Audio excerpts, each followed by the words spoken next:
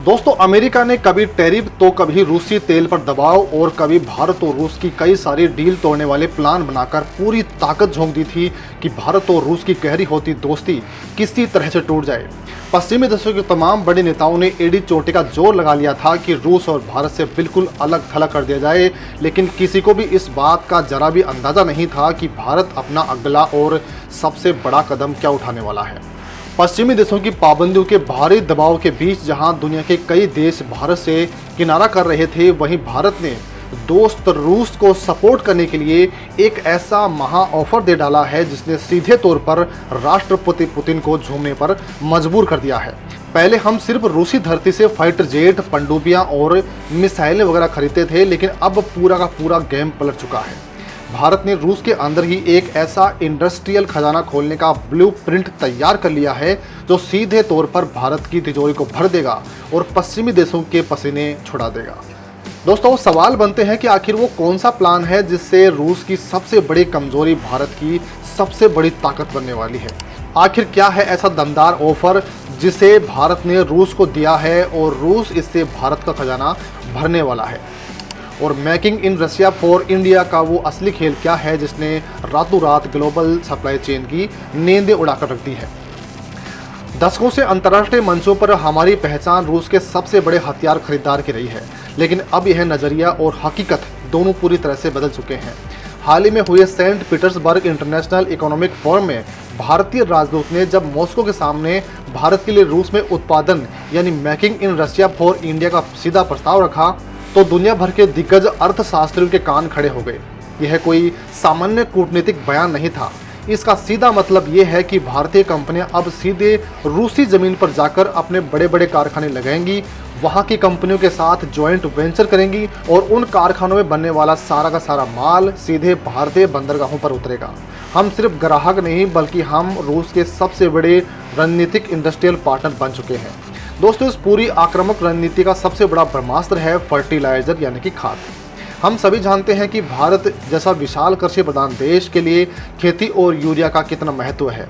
पश्चिमी देशों ने सोचा था कि पाबंदियां लगाकर वो ग्लोबल मार्केट में सप्लाई चेन को रोक देंगे और दुनिया को झुका लेंगे, लेकिन भारत ने रूस के साथ मिलकर सीधे रूसी जमीन पर ही 20 लाख टन यूरिया उत्पादन क्षमता वाला एक विशाल जॉइंट वेंचर प्लांट लगाने का काम शुरू कर दिया है।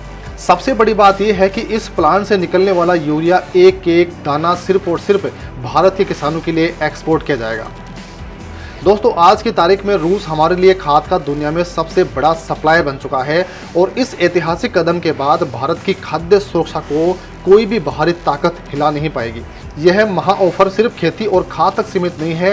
रूस के पास कच्चे माल, जरूरी मिनरल्स और माइनिंग का असीमित भंडार है, लेकिन पाबंदियों की वजह से उनके पास उसे प्रोसेस करने और एक सुरक्षित बड़े बाजार तक पहुंचने की भारी चुनौती रही है। यहीं पर भारत ने अपनी धाकड़ एंट्री मारी है। भारतीय कंपनियां अब रूसी खदानों और मिनरल सेक्टर में सीधे अपना पैसा लगा रही हैं। वहां की खदानों से निकलने वाला बेशकीमती कच्चा माल अब दुनिया भर में भटकने के बजाय सीधे भारत के मैन्युफैक्चरिंग उद्योगों को रफ्तार देगा। अर्थव्यवस्था की भाषा में इसे कैप्टिव एक्सपोर्ट मार्केट कहते हैं, जहां पैदावार किसी और देश की धरती पर होती है लेकिन उसका इकलौता और पक्का मालिक कोई और देश होता है। ये पूरी आर्थिक जुगलबंदी यूं ही हवा में नहीं हो रही है। पीएम मोदी और रूसी राष्ट्रपति पुतिन ने जब मॉस्को में मुलाकात की थी तो दोनों नेताओं ने 100 अरब के व्यापार का पहाड़ जैसा लक्ष्य तय किया था। यह सिर्फ एक नंबर या व्यापारिक टारगेट नहीं है, बल्कि यह पश्चिमी देशों के कड़े प्रतिबंधों और उनके आर्थिक एकाधिकार को दी गई एक खुली चुनौती है। जब दुनिया के ताकतवर देश मॉस्को का हुक्का पानी बंद करने का सपना देख रहे थे, तब भारत ने अपने इस इंडस्ट्रियल ऑफर से साफ कर दिया है कि हमारी विदेशी नीतियां और हमारे व्यापारिक फैसले किसी तीसरे देश की धमकियों या फिर मर्जी से नहीं चलने वाले हैं। इस महायोजना की सफलता में एक और बड़ा पेज है और वो है मैन पावर। रूस के पास अथाह प्राकृतिक संसाधन है, लेकिन वहाँ की सबसे बड़ी कमजोरी है कि उनके पास में काम करने वाले लोग ही नहीं हैं। उनकी आबादी सिकुड़ रही है, कम हो रही है। वहीं दूसरी तरफ हमारे पास में दुनिया की सबसे बड़ी युवा शक्ति है, सबसे काबिल वर्कफोर्स है। आपको जानकर हैरानी होगी कि आज की स्थिति में रूस में काम करने वाले भारतीय वर्करों की संख्या तेजी से बढ़कर 1 लाख के आंकड़े को पार कर चुकी है। यह सिर्फ रोजगार मिलने का साधारण मामला नहीं है, बल्कि ये इस बात का पक्का सबूत है कि रूसी उद्योग अब भारतीय युवाओं के हुनर और मेहनत पर पूरी तरह से निर्भर होने लगे हैं। अब दोस्तों, क्या आपको लगता है कि भविष्य का यह पूरा विशाल व्यापार डॉलर के जरिए होने वाला है? बिल्कुल नहीं। यहीं पर भारत ने अपना सबसे घातक डिजिटल हथियार निकाला है। डिजिटल क्षेत्र में हमारी ताकत का लोहा पूरी दुनिया मान चुकी है और हमारा यूनिफाइड पेमेंट इंटरफेस यानी कि यूपीआई हर जगह 18 अरब से अधिक ट्रांजैक्शन प्रोसेस कर रहा है। यह दुनिया के सबसे बड़े रियल टाइम पेमेंट सिस्टम में बदल चुका है। भारत अब रूस के साथ मिलकर सप्लाई चेन के जोखिम को पूरी तरह से खत्म कर रहा है। दोनों देश मिलकर डॉलर पर अपनी निर्भरता खत्म करने के लिए एक ऐसा मजबूत डिजिटल पेमेंट और लोकल करेंसी का ढांचा तैयार कर रहे हैं जिसे भविष्य में कोई भी सुपर पावर सैंक्शन लगाकर हमारा व्यापार नहीं रोक पाएगा। दोस्तों, भारत के इस सीधे और मास्टर स्ट्रोक वाले फैसले ने बीजिंग से लेकर इस्लामाबाद तक जबरदस्त हलचल मचा दी है।